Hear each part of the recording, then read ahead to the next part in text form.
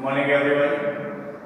Last time दरमियान वर्गीकरणમાં bacteria વિશે આપણે પૂર્ણ કર્યું અને એ દરમિયાન લાસ્ટમાં સજેસ્ટ કર્યું હતું કે બેક્ટેરિયાની જે રચના છે એ એકચ્યુઅલી જે તે કોષ રચનાના પ્રકરણમાં છે, પણ આપણે અહીંયા બેક્ટેરિયા સંલગ્ન થિયરી સાથે એને કમ્પ્લીટ કરવા માંગીએ છીએ।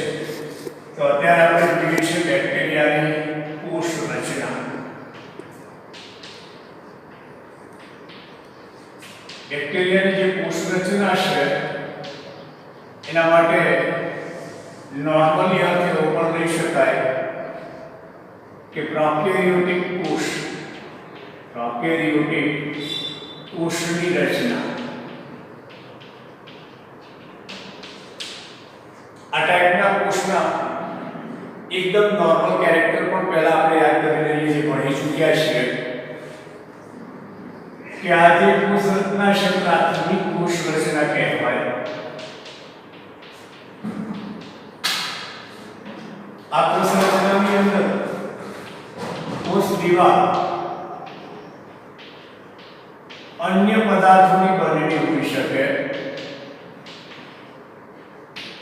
ધ્યાનમાં લેશો, કોષ દીવાલ અન્ય પદાર્થોની બનેલી હોવી એટલે તો વનસ્પતિ કોષો જે છે એ કોષ દીવાલ સેલ્યુલોઝની બનેલી હોય છે, જ્યારે આવી કોષ દીવાલ લિપિડ, પ્રોટીન કે મિક્સ ઘટકોની પણ બનેલી હોઈ શકે છે।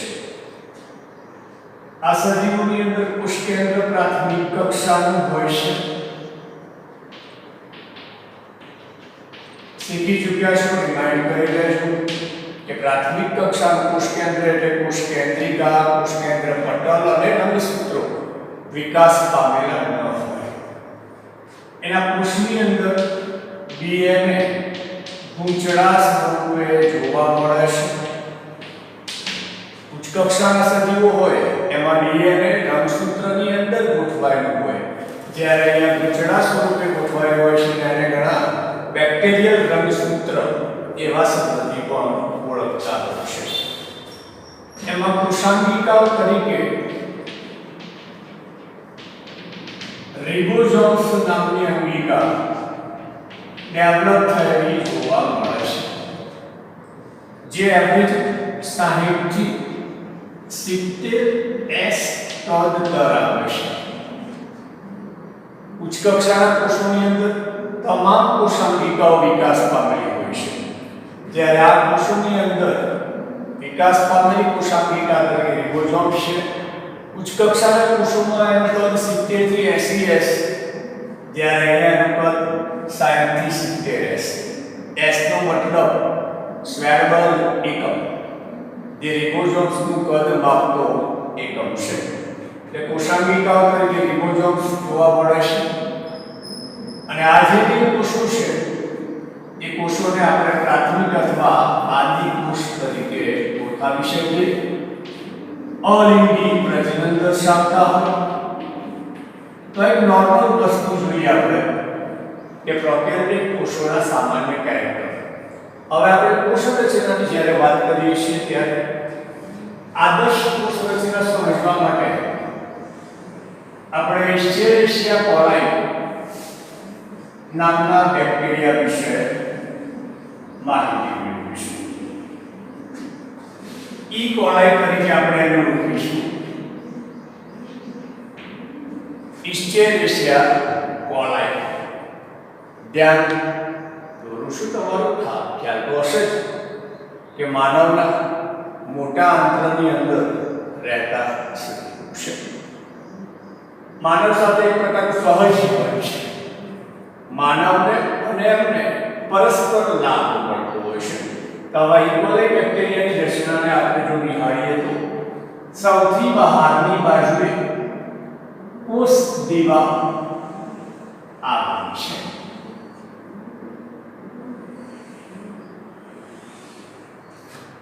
આ જે કોષ દીવાલ છે એને ઘણીવાર 3 ભાગોમાં વહેંચવામાં આવતી હોય છે, કારણ કે કેટલાક સજીવોમાં, કેટલાક બેક્ટેરિયાઓમાં સૌથી બહારની બાજુએ શ્લેષણીય આવરણ પણ હોઈ શકે।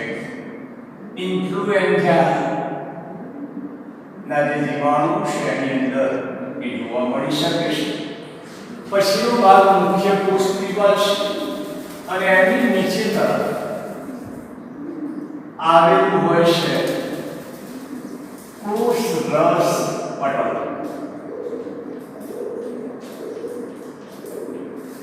સામાન્યતઃ કોષ દિવાલની જ્યારે આપણે વાત કરીએ ત્યારે કોષોનો ચોક્કસ આકાર જાળવી રાખે છે. કોષોને બાહ્ય પરિબળો સામે રક્ષણ પણ પૂરું પાડવું છે. તો આ કોષ દિવાલ છે બાકી આ રેડિશ બાઉન્ડ્રી જે મેં એપ્લાય કરી છે એ છે કોષરસ પટલ. અને કોષરસ પટલ ઘણીવાર મોટાભાગના બેક્ટેરિયાઓની અંદર કોષ રસના ભાગ તરફ ફંગોળાયેલો પણ જોવા મળે છે. પ્રવર્ધ સ્વરૂપે ઉપસી આવેલો પણ જોવા મળે છે અને રચનાને મેસોઝોમ્સ કહેવાય.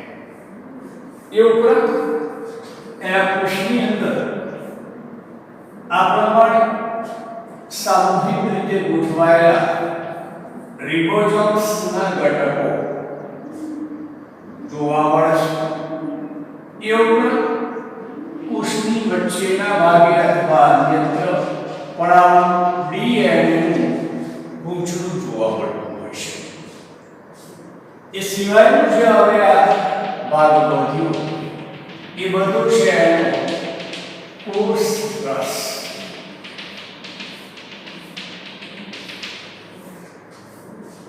કેટલાક બેક્ટેરિયાઓની અંદર જરૂરિયાત પ્રમાણે અંદરથી ઉદ્ભવી બહાર સુધી લંબાતી આવી વિશિષ્ટ રચનાઓ છે અને આ રચનાઓને કશાર તરીકે ઓળખવામાં આવે છે, જે તંત્રિકા નામની રચનામાંથી ઉત્પન્ન થાય છે. આ ઉપરાંત બેક્ટેરિયાઓની સપાટી પર આવા સૂક્ષ્મ રોગ એકમો પણ જોવા મળી શકે છે અને થિમરી અથવા પીડી કહેવામાં આવે છે. તો આ ફિગર ડ્રોઈંગ દરમિયાન આપણે એના મોટાભાગના ઘટકોના નામ જાણ્યા. હવે આપણે નામ નિર્દેશન કરી એમના વિશે વ્યક્તિગત માહિતી મેળવીશું. જેમ કે આ સૌથી બહારની બાજુ આપણે લખીશું કોષની બહાર. હવે દરેક વસ્તુના નામ લખતા જઈશું અને સમજતા જઈશું, ધ્યાનમાં લેશું. સૌથી બહાર આવેલી રચના છે કોષોને આકાર પૂરો પાડે છે, રક્ષણ પૂરું પાડે છે, જુદા જુદા દ્રવ્યોની બનેલી હોય છે. વનસ્પતિ કોષની કોષ દિવાલ કરતાં બંધારણીય રીતે જુદી હોય છે. જરૂર પડતા કોષ દિવાલની બહારની બાજુએ શ્લેષ્મીય આવરણ હોઈ શકે અને કોષ દિવાલની અંદર તરફનું જે એકમ હોય છે એને કોષરસ પટલ કહેવામાં આવે છે. તો આ રચના એ છે કોષરસ પટલ. પ્લાઝ્મા મેમ્બ્રેન તરીકે ઓળખાવી શકાય. કોષરસ પટલ એ તમે ભણશો અર્ધ પ્રવેશિત પટલ તરીકે અને પસંદગીમાન પ્રવેશિત પટલ તરીકે કાર્ય કરે છે અને કોષોની અંદર પ્રવેશ પામતા દ્રવ્યોનું નિયમન અને નિયંત્રણ કરે. જરૂરી દ્રવ્યોને અંદર પ્રવેશ પામવા દે તો જરૂરી દ્રવ્યોને અંદરથી બહાર નીકળવામાં પણ મદદ કરે છે. આ જ કોષરસ પટલમાંથી ઉદ્ભવતી પ્રવર્ધનની રચનાઓ જે કોષ રસ પર ફંગોળાયેલી છે એને કહેવામાં આવે છે મેસોઝોમ્સ. ઝોમ્સ શબ્દને ધ્યાનમાં લેજો કારણ કે ભવિષ્યમાં તમે ડિક્ટિયોઝોમ્સ, આ છે મેસોઝોમ્સ, રિબોઝોમ્સ આવા ભિન્ન સમાન જેવા શબ્દો વિશે ખ્યાલ રાખજો. ઓકે, તો આ મેસોઝોમ્સ છે એ ઉચ્ચ કક્ષાના સજીવોની અંદર કણાભ સૂત્રથી કાર્ય કરે છે. ખ્યાલ હશે કણાભ સૂત્ર શક્તિ નિર્માણનું કાર્ય કરે છે. એમ અહીંયા મેસોઝોમ પર શક્તિ નિર્માણના કાર્ય સાથે સંકળાયેલી એક વિશિષ્ટ રચના છે. ટૂંકમાં બીજા શબ્દોમાં શ્વસન સાથે સંકળાયેલી રચના છે અને શક્તિનું નિર્માણ કરતી હોય છે. યુકેરિયોટિક કોષોમાં જે કાર્ય કણાભસૂત્ર કરે છે એ જ કાર્ય અહીંયા પ્રોકેરિયોટિક કોષોમાં મેસોઝોમ્સ દ્વારા થતું હોય છે.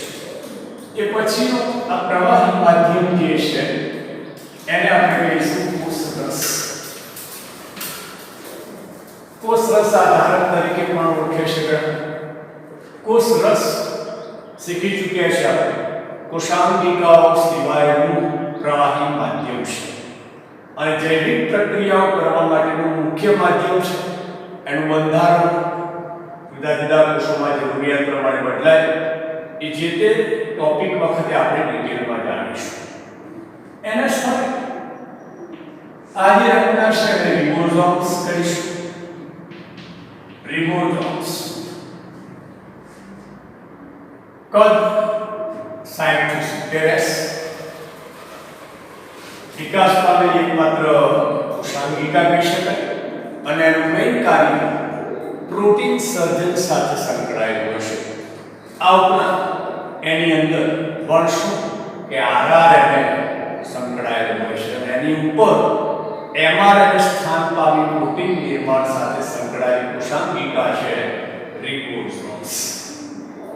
એ પછીના એકમ તરીકે આંતર પૂંછડાનો જે ભાગ છે તેને આપણે કહીશું ડીએનએ.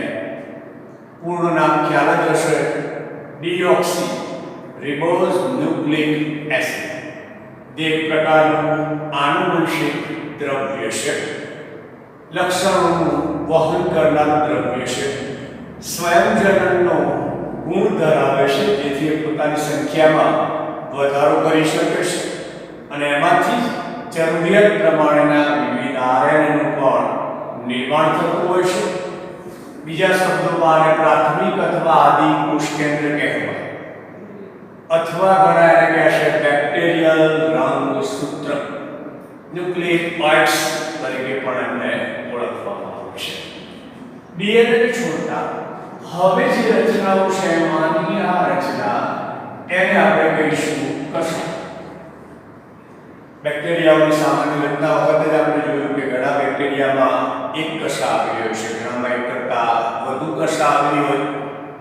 કશા એને અંગ્રેજીમાં ફ્લેજેલા કહેવાય અને પોતે ફ્લેજેલિન પ્રોટીનનું બનેલું હોય છે.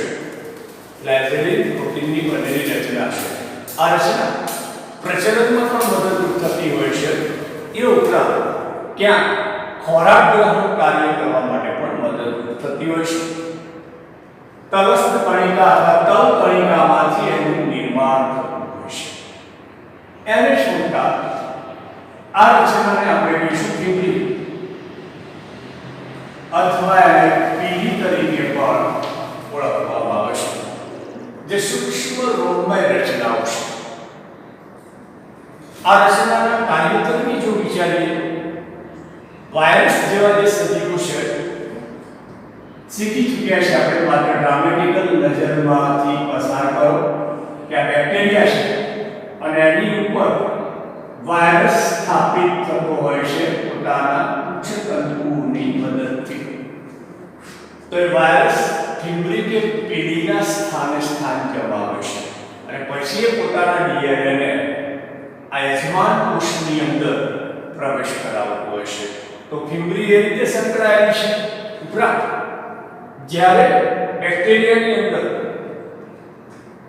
સંયુગ્મન દ્વારા લિંગી પ્રજનન થાય ત્યારે બેક્ટેરિયાના બે કોષો ફિબ્રિલની મદદથી બનતી આવી નળી દ્વારા એકબીજા સાથે જોડાતા હોય છે અને આવી જે નળી બને છે એ નળીને આપણે કહીએ છીએ સંયુગ્મન નલિકા. સંયુગ્મન નલિકા. અને સંયુગ્મન નલિકા બન્યા બાદ એ પરસ્પર દ્રવ્યોની આપ-લે કરી છૂટા પડે, જે એક પ્રકારે વિવાદાસ્પદ લિંગી પ્રજનન તરીકે પણ કેટલાક માધ્યમમાં ઓળખવામાં આવતું હોય છે. તો આ પ્રમાણે આ ફિબ્રિલના કાર્યો થશે.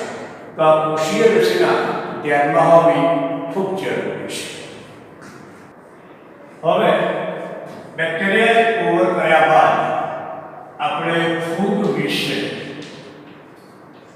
જાણીશું. વર્ગીકરણની દ્રષ્ટિએ ફરીથી રિમાઇન્ડ કરું છું કે જો આઇકલર પ્રમાણે આપણે વિચારવા જઈએ છીએ તો ફૂગનો સમાવેશ અપુષ્પ વનસ્પતિ એકાંગીની અંદર કરવામાં આવે છે. નજર કરજો જરા ચાર્ટમાં તો એકાંગીની અંદર સાયઝોફાઇટા, લીલ, ફૂગ અને લાઇકન્સ સમાયેલ છે. એ જ વસ્તુને વિટેકરના ચાર્ટની અંદર પણ જોજો તો વિટેકરના ચાર્ટની અંદર યુકેરિયોટા અને યુકેરિયોટા તમે આગળ વસ્તુ ત્યારે પ્રોટિસ્ટા, ફૂગ, મેટાફાઇટા અને મેટાજુઆ આવશે. તો એમાં જે ફૂગ શબ્દ આવે અલાઇન એટલે ત્યાં સ્પષ્ટ એક વસ્તુ છે કે ફૂગને અલગ વર્ગીકૃત કરવામાં આવે છે.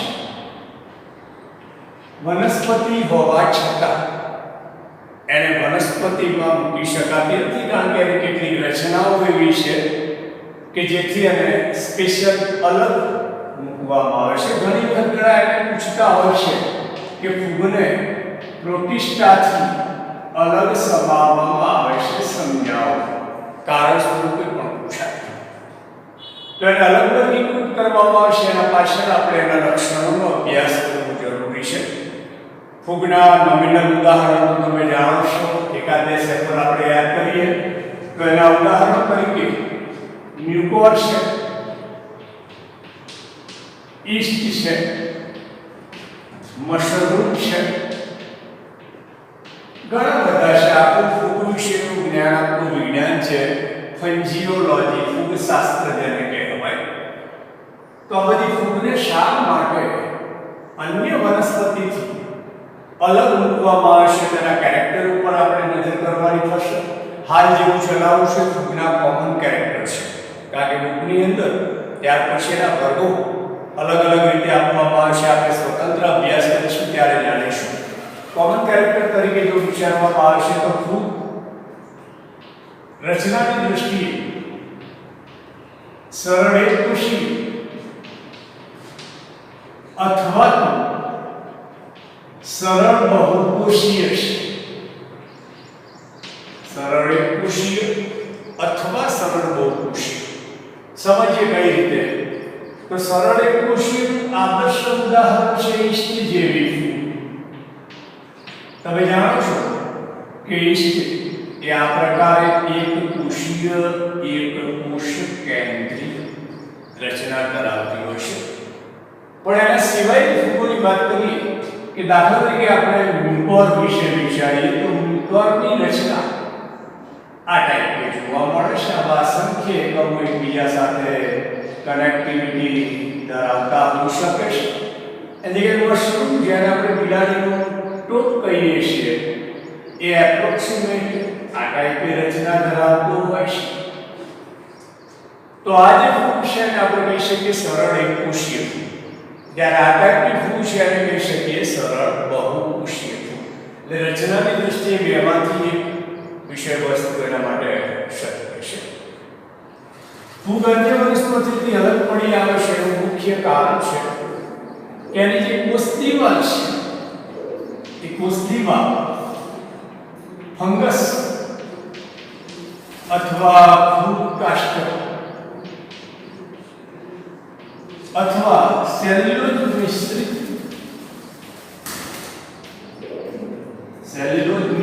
ફંગસથી બનેલી કાઇટિનની બનેલી કોષ દિવાલ.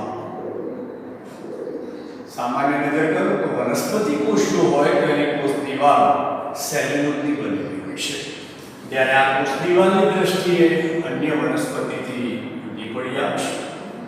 એની દેહ રચનામાં જે બહુકોષીય છે એમના માટે વાત છે. બહુકોષી જે ફૂગ છે એની અંદર કાઇટિનના બનેલા તાંતણાઓ આવેલા હોય છે, તંતુ.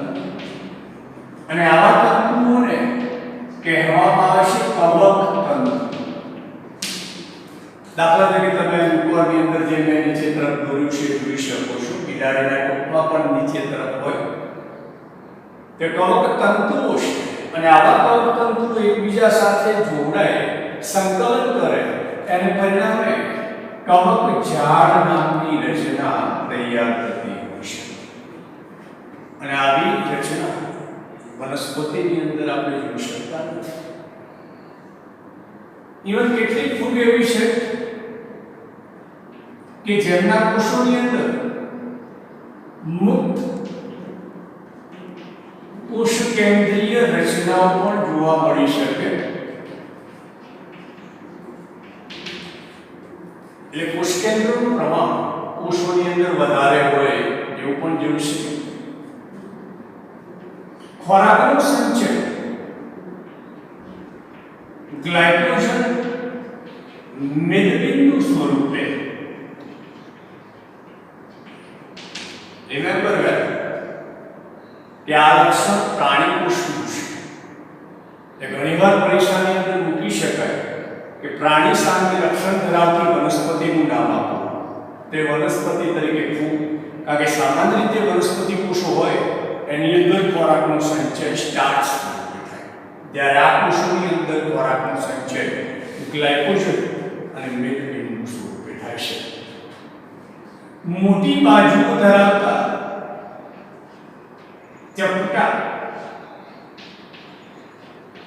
કણાભસ્ત્રો પણ જોવા મળે છે, પ્રવર્ધમય હોય છે. ટૂંકમાં સામાન્ય કોષમાં જે કણાસૂત્ર જોવા મળે એની સાપેક્ષમાં આ કણાસૂત્રો સામાન્ય અલગ રચના ધરાવતા જોવા મળે છે. મોટે ભાગે જ્યારે ફૂગ શબ્દ પડે ત્યારે એને આપણે મૃતોપજીવી કહીએ છીએ, કારણ કે એનું જે સ્થાન છે એ મોસ્ટ ઓફ ભીના, ભેજવાળા અને મૃત ઘટકો ધરાવતા વિસ્તારોમાં છે.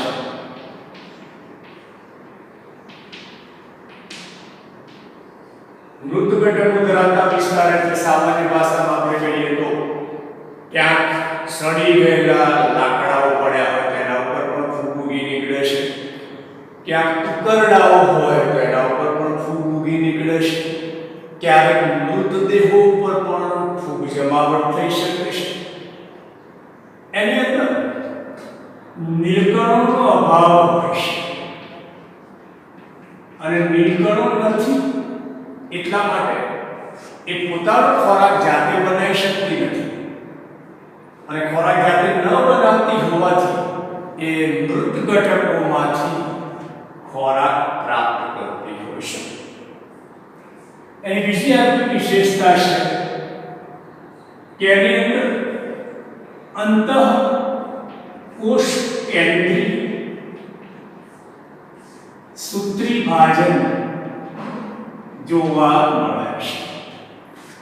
શબ્દ બહુ મોટો અને વિચિત્ર લાગતો હશે, પણ તમે ભણી ચૂક્યા છો 10મા ધોરણની અંદર, ક્યાંક 9મામાં થોડો પાયો રાખેલો છે કે કોષોની અંદર બે પ્રકારનું વિભાજન થતું હોય છે, અર્ધીકરણ અને સંવિભાજન. પણ એ દરમિયાન શું થતું હોય છે? કોષ કેન્દ્ર નષ્ટ થતું હોય છે, જ્યારે અહીંયા કોષ કેન્દ્ર નષ્ટ નથી થતું અને એની અંદર ને અંદર રંગસૂત્રો બેવડાવવાની કે વધવાની ક્રિયા ચાલતી હોય છે. એટલા માટે એને અંતઃકોષ કેન્દ્રીય સૂત્રી ભાજન દર્શાવતા સજીવ તરીકે પણ ઓળખવામાં આવશે. ક્યાંક ફૂગ જે છે એ એવું બની શકે કે ભિન્ન પ્રકારના રોગો ઉત્પન્ન કરવા સાથે સંકળાયેલ હોય. વનસ્પતિમાં ફૂગજન્ય રોગો થતા હોય છે, પ્રાણીઓમાં ફૂગજન્ય રોગો થતા હોય છે. વનસ્પતિમાં દાખલા તરીકે કેરું નામનો જે રોગ છે ઘઉંમાં થતો, અંગારીનો રોગ છે એ વનસ્પતિમાં ફૂગથી થતા રોગ છે. અને જગ્યાએ આપણા માનવની અંદર વિચારીએ તો જે સાદા શબ્દમાં આપણે ગાજ, કાજ, કુંડલી, ખરજવું છે, દાદર છે, એ ફૂગથી થતા રોગ છે. ક્યાંક આ જ ફૂગ એન્ટીબાયોટિક ક્ષેત્રોમાં ઉપયોગી છે, મતલબ કે આર્થિક રીતે ઉપયોગ ઉપાર્જન કે કમાવા માટે વિવિધ પ્રકારના એન્ટીબાયોટિક દ્રવ્યો બેક્ટેરિયા ફૂગમાંથી ખાસ મળતા હોય છે. તો કેટલીક ફૂગ છે કે વનસ્પતિ સાથે સહજીવન દર્શાવતી પણ હોય છે, અને એના વિશે તમે જે તે સમય ભણશો એને માઇકોરાઇઝા તરીકે પણ ઓળખાવી શકાય. વનસ્પતિના મૂળતંત્ર સાથે ફૂગના કવકતંતુઓ જોડાય, બંનેને પરસ્પર હેલ્પ થતી હોય છે.